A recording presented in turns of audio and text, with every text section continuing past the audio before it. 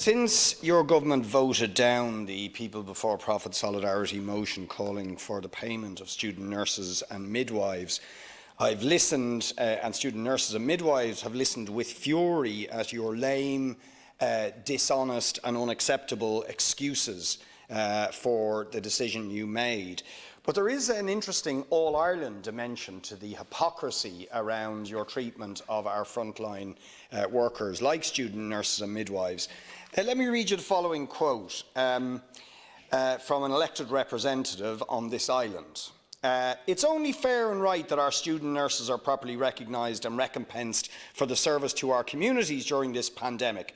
Right across the city, we have COVID patients being tended to by the National Health Service staff and their student nurse colleagues. The Health Minister must recognise their efforts at the most challenging of times with fair and proper wages.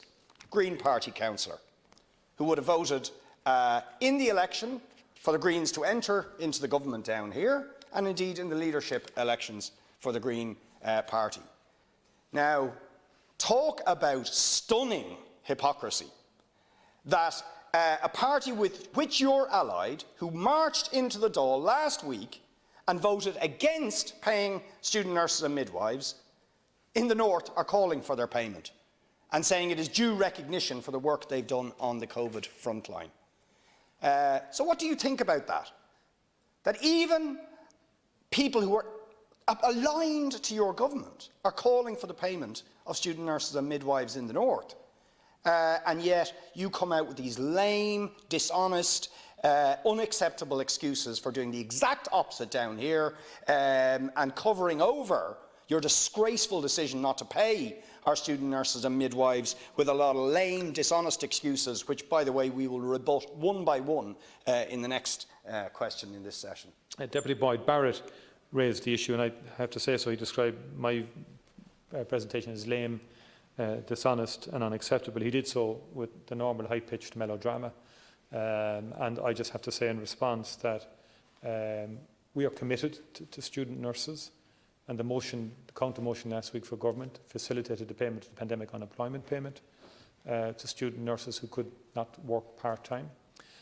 Fourth-year nursing students are paid. I think you'll acknowledge that, Deputy. They are paid as part of the 36-week placement. First-year students and second-year students and third-year students are on clinical placements. Now, I don't believe they should be working during their clinical placements, because those clinical placements are meant to be protected under the nursing degree programme by the hospitals, and people have been paid for by the HSE to be in the hospitals with the express purpose of protecting the learning environment and protecting the degree programme for the students. And there should be no exploitation of students in that regard, and none should be tolerated, and I mean that. And I've spoken to the heads of a number of colleges, as I've said, and to the Chief Nursing Officer, who are concerned that we're moving back now to an apprenticeship model. What you seem to be advocating, whether you mean it or not, is to go back to the apprenticeship model, which is a retrograde step, which is an undermining of nursing, ultimately. The whole idea of moving to the degree programme was to modernise, transform and professionalise nurse education, and that students would have the opportunity to go to third level to study a nursing degree programme, like other students in medicine or in pharmacology or in physiotherapy or occupational therapy. Why should student nurses be any different? And why shouldn't they have been in a position a long time ago to participate in a degree programme? That was the whole motivation behind the degree programme. And it seems to me to be that model now seems to be challenged. I'm open to the debate on that. And I believe there should be a more fundamental review of the degree programme now in light of this debate. And we should make up our mind once again, what do we actually want for the future of nursing as a key part of our healthcare service? The whole idea was to advance nursing in the hospital hierarchy, and to advance it, and very often in terms of pay claims and so on, it was the advance of the nursing degree was used as a rationale for advancement of that. So there is a very core issue, and this is a very core issue, because I was involved in bringing in the nursing degree programme. I know what I'm talking about. And there are stories that have come in, and nursing heads have received stories of where people have been exploited, or allegations of exploitation, and that shouldn't occur. The HSE are saying, no, that's not happening. We need to verify that. Because I don't think any first-year student on a clinical placement for 6 weeks should be treating a COVID patient. I don't think anyone in this House would suggest that should be the case. It shouldn't be the case. The student should be there to learn. But it shouldn't be the case. And you shouldn't be saying it should be the case, because if you're saying everyone should be paid, you're saying, yeah, let's go along with it. We shouldn't go along with it. We should not go along with that. Because to go along with that is to undermine the whole programme and go back to an older and, in my view, less advantageous model for nursing in general. And that's the point, in my view. I am starting with reality. And in my view, we need to deal with that core issue. And I believe, and I've said this to the Minister and others, there should be now an overarching review of nurse education in general. In Australia, which often gets mentioned, they have the two models running parallel. They have a nursing degree model where the students don't get paid. And they have an apprenticeship model, is my understanding.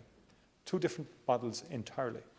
And of course, it's far too simplistic to come forward with a private member's motion and sort of say, oh, they're all against us. They're all for us because you vote for a motion. A motion achieves nothing in terms of public service pay. It achieves nothing in terms of a degree programme. It's about political manoeuvring. That's what it's about, in essence.